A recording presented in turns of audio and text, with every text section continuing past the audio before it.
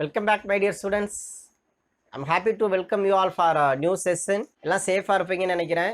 சேஃபாக இருங்க, தொடர்ச்சியாக படிச்சுக்கிட்டே இருங்க, டைம் வேஸ்ட் பண்ணாதீங்க. சரிங்களா? நீங்கள் நீட்டு பாஸ் பண்ணணும் அப்படின்னா நம்ம போர்டில் இருக்கக்கூடிய கண்டென்ட்டை தரவாக வச்சுக்கோங்க.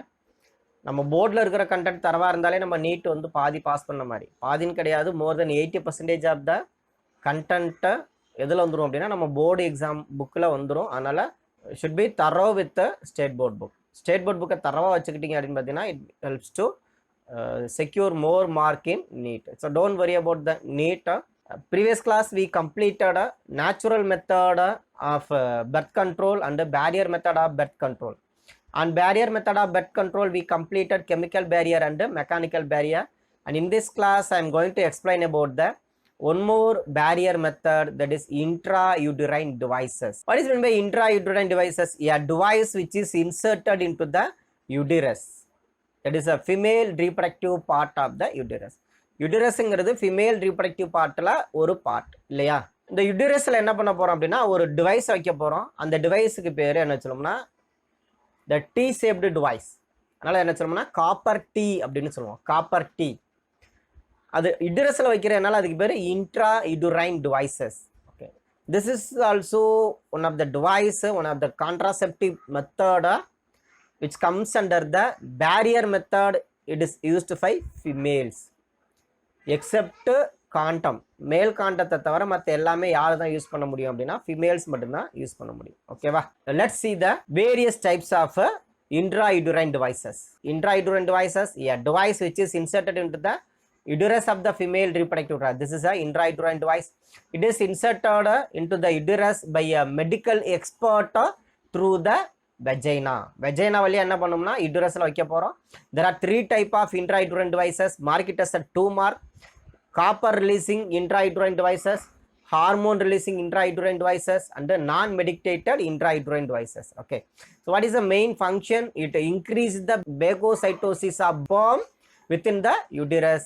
This is a more effective method.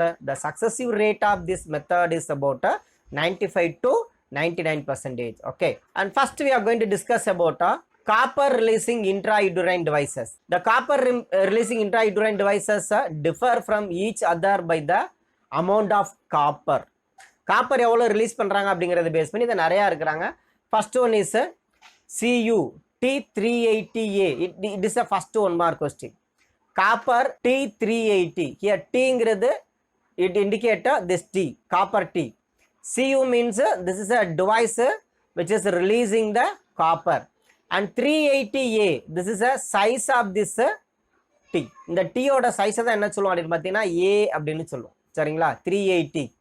and Nova T, this is also another 1 mark question. Nova T, CU7 CU380AG, AAG multi-load 375.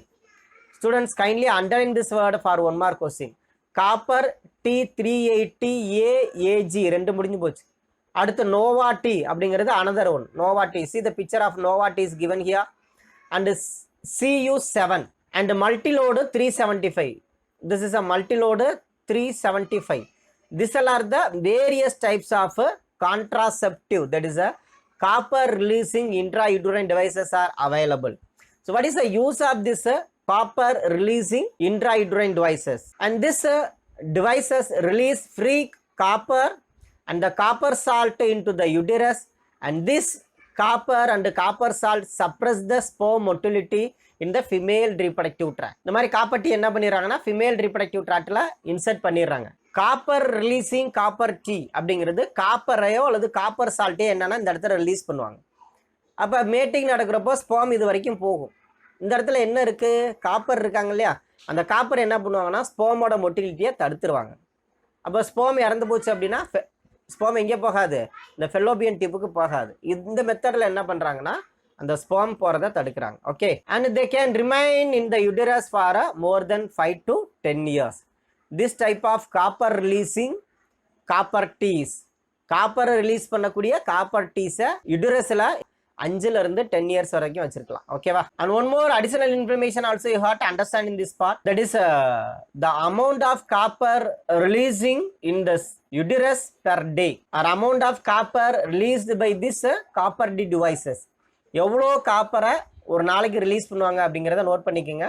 That information is not given in the textbook, so kindly note down that information. 50 μg per day amount of copper which is released by the copper D. 50 μg per day. And also this copper D is releasing another chemical component, that is toxic cytokines. This toxic cytokines also act as an anti-fertility effect. There are two additional informations given in this part. One is anti-fertility effect is given by the anti-cytokines. This is also released by this copper T. And the second one is per day. ஒரு நாளைக்கு எவ்வளோ secrete ஆவாங்க அப்படின்னு பார்த்தீங்கன்னா release பண்ணுவாங்க அப்படின்னா 5 μg per day. Okay. The next type of copper T is hormone releasing copper T, or hormone releasing intrauterine devices. This hormone releasing intrauterine devices such as progesterone and LNG20. This is also another one mark question. This is often called as a intrauterine system. இது என்ன சொல்லலாம்னா intrauterine system னு சொல்லலாம். This is also increase the viscosity of the cervical mucus. இந்த இடத்துல cervical mucus ஓட viscosity ஒட்டும் தன்மையை அதிகரிப்பாங்க.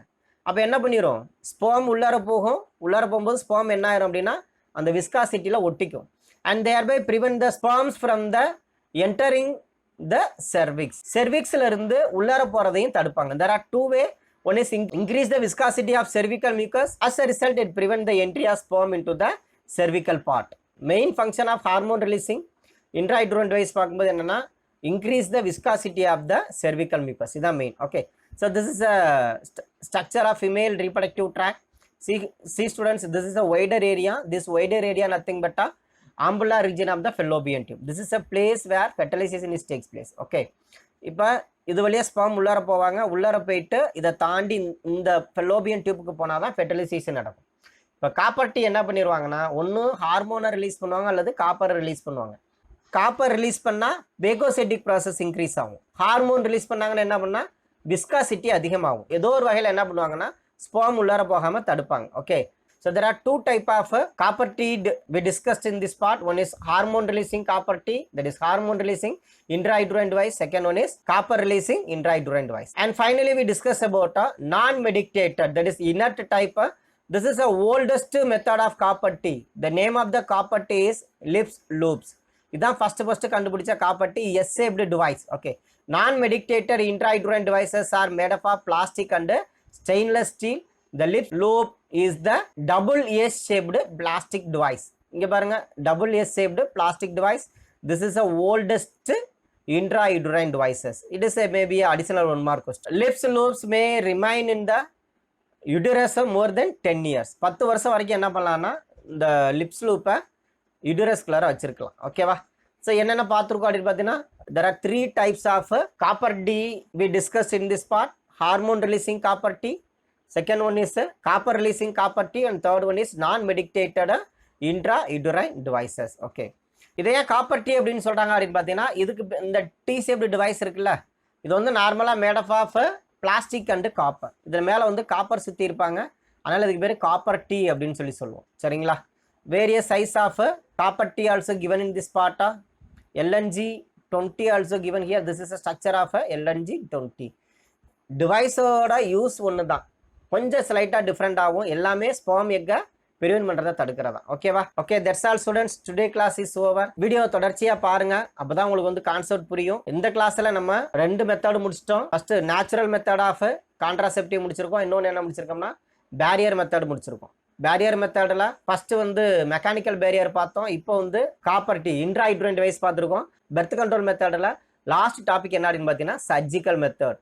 இது எல்லாமே டெம்பரரி மெத்தட். வேணும்னா காப்பர் டீயை வச்சுக்கலாம், இல்லைன்னா என்ன பண்ணலாம், எடுத்து வெளியில் போட்டலாம்.